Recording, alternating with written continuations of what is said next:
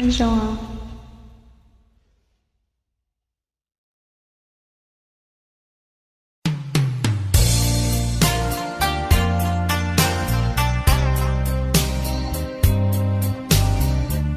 Ta cỡ ý nhỏ đi nó một ta ý xí xí rồi.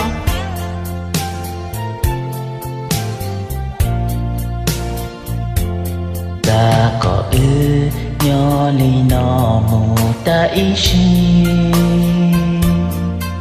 Ta có đi tế chỉ cho tình. Ta có lưu ly chỉ thon dài ngư. Ta có giờ kê chỉ lối nhỏ đi nó một ta ý gì. Hào chúa đã đưa có gió cú tu. Có gió cú li. Chỉ mùa đã chi vừa kê tao ư.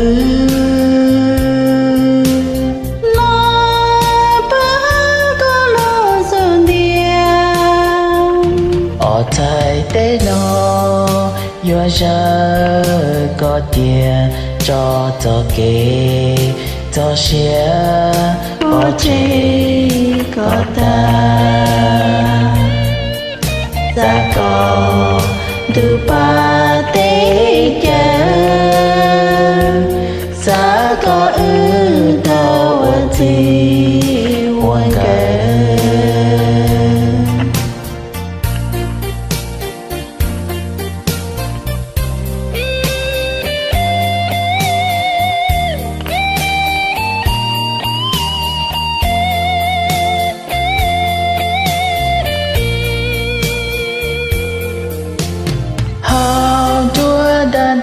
Có gió cú tu. Có gió cú li.